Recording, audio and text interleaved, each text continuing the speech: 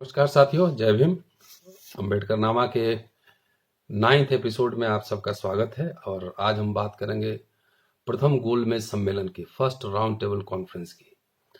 लेकिन उसके पहले आप सबका शुक्रिया और विशेष रूप से नेशनल दस्तक और शंभू कुमार सिंह जो उनके संपादक हैं, उनका शुक्रिया, क्योंकि उन्होंने आज मेरे बारे में, इस चैनल के बारे में, लाल की क्लास के बारे में उन्होंने एक स्टोरी बनाई है, जिसकी वजह से हम ज्यादा से ज्यादा लोगों के पास पहुंच पा रहे हैं। इसलिए आप सबका शुक्रिया, और जितने लोग इस कार्यक्रम को देख रहे हैं, शेयर कर रहे हैं, सबका साधुवाद, धन्यवाद। और इसी तरह से ज्यादा शेयर करते रहें। इसका कारण यह है कि हमारे पास सीमित संसाधन है और हमारी ताकत आप लोग ही हैं। एक तरफ जहां हुकूमत की ओर से सरकारी कार्यक्रम रामायण और महाभारत चल रहे हैं, जिनको सैकड़ों संस्थाओं का समर्थन प्राप्त है, वहीं हम अपने सीमित संसाधन से, आपके सहयोग से जो पढ़ रहे हैं वो आपके बीच रख रहे हैं, साझा कर रहे हैं। इसलिए ज्यादा से ज्यादा इसको साझा करें, ज्यादा से ज्यादा लोगों के बीच पहुंचाएं कि वाकई अंबेडकर साहब ने क्या कहा था, क्या बोला था, क्या घटनाएं हुई थी। इसमें मैं पढ़ के रेफरेंस के साथ, पेज नंबर के साथ आपके बीच रख रहा हूं। दूसरी बात, मैं आपसे क्षमा भी मांगना चाहता हूं। उसका कारण यह है कि यूट्यूब पे जितने साथी कमेंट्स कर रहे हैं, सब लोगों को मैं जवाब नहीं दे पाता हूं। इसका कारण यह है कि मैं दिन भर में 2 एपिसोड बना पाता हूं, और एक एपिसोड बनाने में यकीन मानिए कम से कम 5 घंटे 6 घंटे लगते हैं, क्योंकि वो अंग्रेजी किताब पढ़ना, उसको अनुवाद करना, और फिर कम्युनिकेटिव लैंग्वेज में, है ना, बातचीत की भाषा में, बोलचाल की भाषा में, जिससे कि आम लोग आसानी से समझ सके, उसको आपके बीच लाना एक दुष्कर, एक कठिन काम है। इसलिए इसमें वक्त लगता है, और पूरे समझिए सुबह 5 बजे से लेकर शाम तक 2 ही एपिसोड बन पाते हैं। तो इसलिए मैं सब साथियों का कमेंट नहीं कर पाता। तो इसके लिए अन्यथा लेने की जरूरत नहीं है। लगातार देखते रहें, बने रहें, और ज्यादा से ज्यादा शेयर करें, सब्सक्राइब करें, जिससे कि हम अपनी बात ज्यादा से ज्यादा लोगों तक पहुंचा सकें। बहरहाल, तो first round table conference London में 1930 में हुई थी। और जैसा कि पिछले एपिसोड में मैंने बताया था, अब तक ये 9th है, और इसके पहले 8 एपिसोड और बना चुका हूं। तो आप उसको जाकर पिछले वीडियोस को आप देख सकते हैं कि साइमन कमीशन आया था, और साइमन कमीशन का कांग्रेस पार्टी ने और भारत के तमाम राजनीतिक दलों ने व्यापक विरोध किया था। साइमन कमीशन के सामने अंबेडकर साहब का साक्षात्कार और लिखित मेमोरेंडम भी दिया गया था। तो वो तो उसकी चर्चा हम कर चुके हैं। तो साइमन कमीशन ने 1930 में अपना रिपोर्ट उसने सबमिट किया ब्रिटिश हुकूमत को, और इस रिपोर्ट में उन्होंने बताया कि जो स्वराज संविधान बना था मोतीलाल नेहरू की अध्यक्षता में, जिसकी चर्चा हम कर चुके हैं, वो उसको अस्वीकार कर दिया, और इसके जगह उन्होंने सेपरेट इलेक्टोरेट, पृथक निर्वाचन क्षेत्र की अनुशंसा की। साइमन कमीशन में कहा गया कि जो स्वराज संविधान है, जो कांग्रेस द्वारा निर्मित, वो सहमतियों पे आधारित संविधान नहीं है। तो ये रिजेक्शन के साथ आगामी राजनीतिक संविधान के लिए ब्रिटिश हुकूमत ने लंदन में राउंड टेबल कॉन्फ्रेंस करने का निर्णय लिया। सो इतिहास में के इस मोड़ पे यह बहुत ही जरूरी था, आवश्यक था कि जो डिप्रेस क्लास के लोग हैं वो असर्ट करें, दबाव बनाएं, जिससे कि देश के भावी संविधान में उनके अधिकारों की रक्षा हो सके, उनके अधिकार सुनिश्चित हो सके। तो इसी को ध्यान में रखते हुए डॉक्टर अंबेडकर की अध्यक्षता में 8-9 अगस्त 1930 को नागपुर में डिप्रेस क्लासेस एसोसिएशन का, all India depress classes association का सम्मेलन हुआ, सभा हुई, जिसकी अध्यक्षता डॉक्टर अंबेडकर कर रहे थे। इस सम्मेलन में डॉक्टर अंबेडकर ने जो बात कही, वो प्रमुख बात यह है कि उन्होंने कहा कि ब्रिटिश साम्राज्यवाद और जो विश्व का जो घटनाक्रम है, इस संदर्भ में भारतीय समस्याओं को समझना है, और साथ साथ संवैधानिक जो संविधान बनेगी उसमें डिप्रेस क्लासेस के हितों की रक्षा कैसे की जाए, इसकी भी चर्चा हमें करनी है। ये 2 प्रमुख बातें उन्होंने कही। दूसरी तरफ भारत में भी जो आजादी की लड़ाई है, आंदोलन, वो जोर पकड़ रहा था। तो भारतीय जनता की मांगों को ध्यान में रखते हुए और संभावित संविधान कैसा हो, इसको ध्यान में रखते हुए भारतीय प्रतिनिधियों, ब्रिटिश सरकार के प्रतिनिधि, और ब्रिटेन में जो पॉलिटिकल पार्टीज है उनके प्रतिनिधियों को मिलाकर राउंड टेबल कॉन्फ्रेंस की शुरुआत की गई। और आपको यहां मैं बता दूं कि ये जब साइमन कमीशन जब आया था, उसी समय इस बात की चर्चा हुई थी कि जब साइमन कमीशन, वहां के ब्रिटिश हुकूमत ने और एम्पेरर सम्राट ने कहा था कि साइमन कमीशन जब रिपोर्ट अपना सबमिट करेगा तो उनके अध्यक्षता उसके आधार पर लंदन में सभी प्रतिनिधियों के साथ एक राउंड टेबल कॉन्फ्रेंस होगा। ये बात पहले ही हो चुकी थी।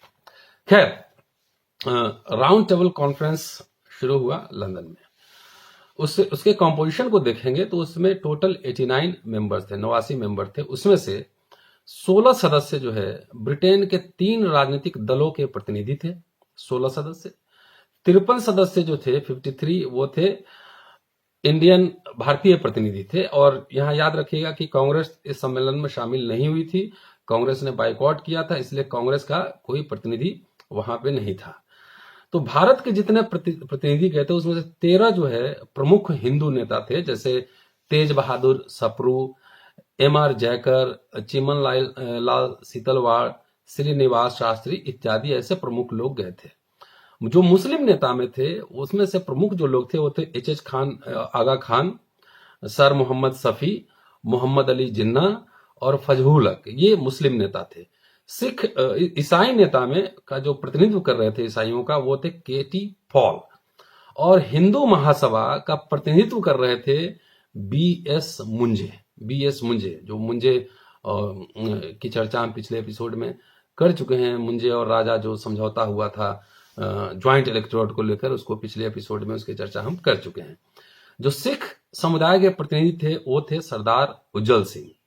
और रजवाड़ों की ओर से, जो रजवाड़े थे उनकी तरफ से अलवर, बड़ौदा, भोपाल, बीकानेर, कश्मीर और पटियाला के राजा, पटियाला के महाराज सब उसमें शामिल हुए थे। जो ब्रिटिश इंडियन स्टेट्स थे उनका प्रतिनिधित्व कर रहे थे सी.पी. रामास्वामी अय्यर और मिर्जा इस्माइल, सर मिर्जा इस्माइल। तो ये थे खास लोग जो प्रतिनिधित्व कर रहे थे। जो डिप्रेस क्लास की ओर से, जो अनटचेबल्स की ओर से जो प्रतिनिधित्व कर रहे थे, वो कर रहे थे डॉक्टर अंबेडकर और बहादुर श्रीनिवासन। ये 2 व्यक्ति डिप्रेस क्लासेस को रिप्रेजेंट कर रहे थे। तो वायसराय की तरफ से डॉक्टर अंबेडकर को 6 सितंबर 1930 को राउंड टेबल में आने का न्योता मिला था। और इसी न्योता के आधार पे अंबेडकर साहब श्रीनिवासन के साथ इंग्लैंड गए थे। तो यह सम्मेलन निश्चित रूप से भारत के इतिहास में, भारत और ब्रिटेन दोनों के इतिहास में एक बड़ी घटना थी निश्चित रूप से। लेकिन जो अस्पृश्य थे, जो अछूत थे, जो डिप्रेस क्लास के लोग थे, उनके लिए यह युगांतरकारी घटना थी। यह युगांतरकारी घटना थी क्योंकि भारत के भावी संविधान के निर्माण में अन्य समूहों, अन्य प्रतिनिधियों, अन्य राजनीतिक दलों की तरह पहली बार डिप्रेस क्लास के प्रतिनिधियों को समानता के आधार पर उसमें शामिल किया गया था, समानता के आधार पर शामिल किया गया था। और आपको यहां याद रखना चाहिए कि 2000 साल के इतिहास में पहली बार ऐसा हुआ था जिस समय अछूतों की आवाज सुनी जा रही थी, समझी जा रही थी और उनको एक इक्वल फुटिंग पे उनको मौका दिया जा रहा था। इसलिए इसको कह सकते हैं कि वर्ल्ड टर्न्ड अपसाइड डाउन, टॉपसी टर्वी, की दुनिया मतलब उलट पुलट हो गया, उस तरह की घटना के रूप में इसको देखा जा सकता है। खैर, 4 अक्टूबर 1930 को डॉक्टर अंबेडकर श्रीनिवासन के साथ इंग्लैंड के लिए प्रस्थान करते हैं मुंबई से। और उस समय के जो हालात हैं, अगर पिछले 1-8 वर्ष का देखेंगे हालात, तो बहुत ही टेंस्ड माहौल था, क्योंकि कांग्रेस और कई राजनीतिक दल साइमन कमीशन का विरोध कर रहे थे, राउंड टेबल कॉन्फ्रेंस का उन्होंने बाइकआउट किया था। तो बहुत ही टेंस्ड माहौल था। और जो लोग इस सम्मेलन में शामिल होने के लिए जा रहे थे और चाहे भारतीय समस्याओं का समाधान करना चाह रहे थे, उनको एक तरह से गाली दिया जा रहा था, उनके खिलाफ घृणा का माहौल बनाया जा रहा था। तो कुल मिलाजुलाकर भारत के अंदर उस समय स्थिति बहुत ही टेंस्ड सिचुएशन था, तनावपूर्ण था। तो अंबेडकर इस बात को लेकर बहुत चिंतित थे, इसलिए उन्होंने 8-10-1930 को एडन से अपने सबसे खास आदमी और अपने सचिव शिव तारकर साहब को उन्होंने चिट्ठी लिखा, जिसमें उन्होंने कहा कि आप वहां पे अपना ध्यान रखेंगे, अपने लोगों का ध्यान रखेंगे और साथ साथ जो अपना ऑफिस है उसका भी ख्याल रखेंगे, उसको बंद करके रखेंगे। तो उनका ध्यान इधर भी लगा हुआ होता था, बिकॉज टेंशन की वजह से, आंतरिक तनाव की वजह से। खैर, इंग्लैंड का अराइवल, वहां पे आगमन होता है अंबेडकर साहब का, तमाम डेलीगेट्स का।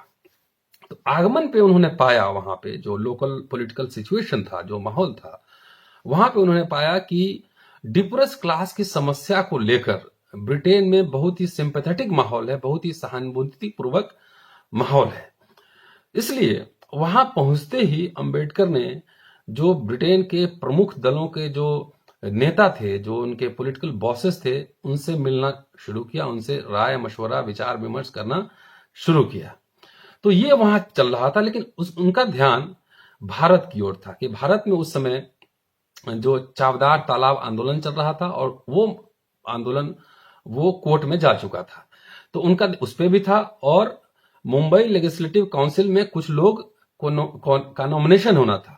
तो इन दोनों मुद्दों को लेकर अंबेडकर का ध्यान भारत के तरफ भी था, जिसकी सूचना वो तार के द्वारा लेते देते रहते थे। सो बहरहाल इन सब घटनाओं के बीच the curtain was raised on 12th of November 1930। इस पूरे जो पर्दा उठता है, जो उद्घाटन का पर्दा उठता है, वो 12 नवंबर 1930 को उठता है। और जब उद्घाटन जिस दिन इस कार्यक्रम का हो रहा है, उसको आप इमेजिन कीजिए, कल्पना कीजिए कि ब्रिटेन में क्या कौतूहल हलचल था, और लोगों में काफी उत्सुकता थी। और वेन्यू जहां पे था, उद्घाटन का वेन्यू था, वहां पे हजारों की संख्या में लोग उपस्थित थे, ये देखने के लिए कि आखिर ये हो क्या रहा है भारत की समस्या को लेकर, और खास तौर से डिप्रेस क्लास अछूतों की समस्या को लेकर। बहरहाल ब्रिटिश सम्राट ने उद्घाटन भाषण दिया।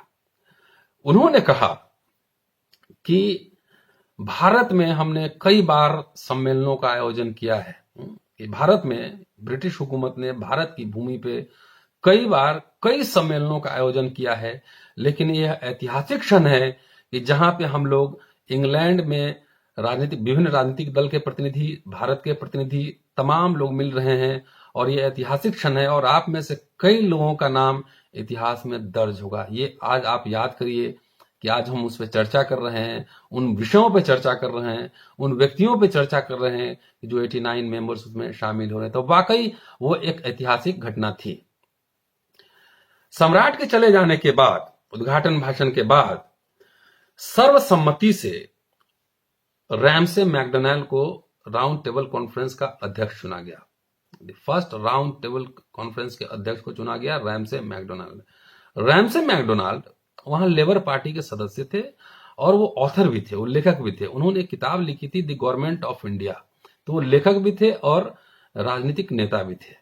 उन्होंने कहा कि अपने अध्यक्षीय भाषण में, जो नटशेल में, जो सारांश में आपको बताने की कोशिश कर रहा हूं, उन्होंने कहा कि ब्रिटेन भारत की समस्याओं के समाधान के लिए कटिबद्ध है, इसलिए हम लोग इतिहास के एक नए मोड़ पर खड़े हैं। कि ब्रिटेन भारत की समस्याओं के समाधान करने के लिए कटिबद्ध है, और हम इतिहास के एक नए मोड़ पे खड़े हैं, एक नए इतिहास का निर्माण करने जा रहे हैं। यहाँ पे एक बात आप सबको ध्यान रखने की जरूरत है, और मुझे भी, कि जो राउंड टेबल कॉन्फ्रेंस था वो कॉन्स्टिट्यूएंट असेंबली नहीं थी, कोई संविधान बनाने की सभा नहीं थी कि जिसमें कोई वोट के द्वारा निर्णय होना था, कुछ भी नहीं था। ये सिर्फ भारतीय प्रतिनिधियों, ब्रिटिश राजनीतिक दलों के प्रतिनिधियों, रजवाड़ों की सभा थी, जिसमें राय मशवरा होना था कि भारत का भावी संविधान कैसा बनेगा। ये इंपॉर्टेंट यहाँ पे बात है कि ये कोई कॉन्स्टिट्यूएंट असेंबली नहीं थी, तो ये चर्चा करना ये ज्यादा इंपॉर्टेंट था। खैर, उद्घाटन भाषण के बाद जो वेन्यू है वो बदलकर सेंट जेम्स पैलेस लाया गया, और 17 नवंबर 1930 से लेकर 21 नवंबर 1930 तक, मतलब 17, 18, 19, 20, 21, 5 दिनों तक यहाँ पे गंभीर चिंतन मनन और चर्चा हुई। और इस चर्चा में जो देखेंगे, इस बहस में जो इंपॉर्टेंट जो स्पीकर्स थे, सप्रू थे, जयकर थे, मुंजे थे, जिन्ना थे, बीकानेर के महाराज का भाषण हुआ, फिर डॉक्टर अंबेडकर का भाषण हुआ। तो बहुत ही प्रभावशाली वक्ता लोग थे और बहुत जबरदस्त तरीके से इन्होंने सारी समस्याओं पे अपनी बात रखी। जिन नेताओं ने, हम बाद में डॉक्टर अंबेडकर पे आएंगे, लेकिन जिन प्रमुख नेताओं ने जो महत्वपूर्ण बातें वहां पे रखी, उसमें से कुछ सारांश में आपके साथ मैं साझा करना चाहता हूं। उसमें सबसे महत्वपूर्ण भाषण था वो सप्रू साहब का था। तो सप्रू साहब ने कहा कि ब्रिटिश कॉमनवेल्थ के 3 अन्य सदस्यों की तरह भारत भी समानता प्राप्त करने के लिए कटिबद्ध है, कि जैसे और कॉमनवेल्थ के सदस्य थे जिसके हेड जो सम्राट होते थे, कि हम भी कॉमनवेल्थ के सदस्य बनेंगे और हमको इक्वलिटी के आधार पे हमको स्वायत्त शासन चाहिए, कि जिसमें हुकूमत सिर्फ सरकार के प्रति ही नहीं बल्कि जनता के प्रति भी उत्तरदायी हो। ये उनका इंपॉर्टेंट था कि जन आकांक्षाओं के प्रति उत्तरदायी हो, ऐसी सरकार हम चाहते हैं। सबसे दिलचस्प इसमें एक भाषण था, वो था महाराज बीकानेर का भाषण था। उन्होंने कहा, वो बेसिकली रजवाड़ों का प्रतिनिधित्व कर रहे थे, जो रजवाड़े शामिल हुए थे, जिसमें बड़ौदा महाराज भी थे और जिनकी चर्चा हम आगे करेंगे और पिछले एपिसोड में भी कर चुके हैं, कि बीकानेर महाराज ने कहा कि दोनों को ऐड किया, रजवाड़ों और ब्रिटिश हुकूमत को, इसको जोड़ते हुए कहा कि रजवाड़े अपने स्वतंत्र इच्छा से स्वशासित संघीय ब्रिटिश भारत में जो फेडरल स्ट्रक्चर बनेगा, सेल्फ गवर्नेंस का जो फेडरल स्ट्रक्चर बनेगा, उसमें शामिल होने के लिए तैयार है। इस भाषण ने उस सम्मेलन में शामिल तमाम लोगों को चौंकाया। एक तरह का आश्चर्यजनक था कि रजवाड़े जो फेडरल स्ट्रक्चर बनेगा उसमें अपने इच्छा से शामिल होने के लिए उत्सुक हैं। इसके बाद जो मुस्लिम नेताओं ने बात कही वो भी दिलचस्प है, वो भी यहां पहले चर्चा कर लूं, कि मुस्लिम नेताओं ने कहा कि हम ऑल इंडिया फेडरेशन के लिए तैयार हैं, उसमें शामिल होंगे बशर्ते, लेकिन कि ब्रिटिश भारत के अन्य प्रांतों की तरह, अन्य प्रांतीय इकाइयों की तरह नॉर्थ वेस्ट प्रोविंस को उसी तरह का दर्जा मिले, उसी तरह का स्टेटस मिले। और दूसरा, सिंध का बंटवारा हो, मुंबई प्रांत से उसको अलग किया जाए। ये इंपॉर्टेंट बात इन्होंने कही कि तब जाके हम ऑल इंडिया फेडरेशन के हम पार्ट बनेंगे। जयकर का इंपॉर्टेंट भाषण था। उन्होंने कहा, जरा गौर करने की बात है, उन्होंने कहा कि अगर आप हमें डोमिनियन स्टेटस देते हैं, है ना, कि स्वशासन का अधिकार देते हैं, तो मैं कह सकता हूं कि जो आजादी की मांग भारत में उठ रही है कुछ ही महीनों में खत्म हो जाएगी। यदि आप ऐसा नहीं करते हैं, अगर हमारी मांगों पे ध्यान नहीं देते हैं और हम खाली हाथ वापस लौटे, तो आजादी की मांग और अधिक तेज हो जाएगी। तो ये था, ये जयकर साहब का बयान था। तो इस तरीके से इस सम्मेलन में और कई नेताओं ने अपना भाषण दिया और तरह तरह के विचार उस पर उभर के आए। इसके बाद इंपॉर्टेंट जो था, सबसे इंपॉर्टेंट, जिसपे सभी की निगाहें टिकी थी, कि एक young energetic dynamic cosmopolitan intellectual, America से पढ़ा हुआ, इंग्लैंड से पढ़ा हुआ एक्टिविस्ट है, लीडर है, स्टेट्समैन बन चुके थे उस समय और नौजवान भी थे। उस समय उनकी उम्र 39 ईयर्स थी और वो लिख चुके थे, अखबार मैगजीन निकाल रहे थे और तमाम काम कर रहे थे। सबकी निगाहें वो अंबेडकर के ऊपर टिकी हुई थी। उन्होंने क्या कहा, ये चर्चा मैं सेपरेट अलग अगले एपिसोड में करूंगा। साथियों, अगर यह विमर्श आपको अच्छा लगता है तो आपसे आग्रह है कि इसको सुनिए और सुनाइए, देखिए और दिखलाइए, और ज्यादा से ज्यादा शेयर करें, कमेंट करें, समीक्षा करें। अगर ऐतिहासिक रूप से मैं कोई फैक्चुअली कोई गलत बात कह रहा हूं, कई बार डेट्स का वो याद नहीं रहता, इधर उधर हो जाता है, लेकिन उसके कंटेंट को समझिए, उस हिसाब से आप डेट खुद भी ठीक कर सकते हैं। तो अगर मेरी समीक्षा कीजिए, मेरे आइडियाज की समीक्षा कीजिए, और मैं जो आपको बोलता हूं, आपके बीच बोलता हूं, वो पेज नंबर प्रमाण के साथ बोलता हूं। इस पूरे विमर्श को पढ़ने के लिए, देखने के लिए, समझने के लिए आप देखिए डॉक्टर अंबेडकर की writing English volume 17 part 1 page number 63 से आगे आप बढ़ेंगे तो देखेंगे कि सारा डिबेट्स आपको वहां पे मिलेगा। और कई पन्ना पढ़ने के बाद जो मैं उसका सारांश निकालता हूं, जो निचोड़ निकालता हूं, जो बेसिक बात निकालता हूं, आपके बीच साझा करता हूं।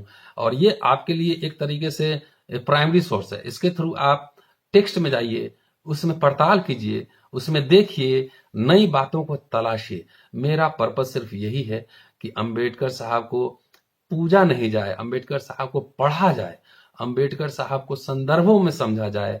एक इंटेलेक्चुअल का एवोल्यूशन होता है। जो 30 के दशक में अंबेडकर हैं वो 40 के दशक में नहीं है, उससे डिफरेंट दिखेंगे। जो 40 के दशक में है वो 50 के दशक में नहीं है। तो उनके पूरे जो विकास क्रम है, जो पूरा एवोल्यूशन है, उसको पढ़ा जाए, उनको पूजा नहीं जाए। डॉक्टर अंबेडकर ने संविधान सभा के समक्ष खुद ही कहा था कि भक्ति, धर्म में तो मुक्ति का मार्ग हो सकता है, लेकिन निसंदेह राजनीति में निसंदेह ये तानाशाही की ओर ले जाने वाला मार्ग है। इसलिए बड़े से बड़े व्यक्ति का आदर और सम्मान कीजिए, लेकिन उसकी भक्ति नहीं करनी चाहिए। इसलिए मैं आप सबसे अपील करता हूं कि आप अंबेडकर साहब को पढ़िए, समझिए, और उनको इसलिए पढ़िए कि उनके आइडियाज को, उनके विचारों को वर्तमान समय में उसको कैसे कॉन्टेक्चुअलाइज किया जाए, वर्तमान को समझने के लिए उनको ज्यादा से ज्यादा पढ़ा जाना जरूरी है। शुक्रिया साथियों, जय भीम। अच्छा लगे विमर्श तो शेयर जरूर कीजिएगा। थैंक यू, जय भीम।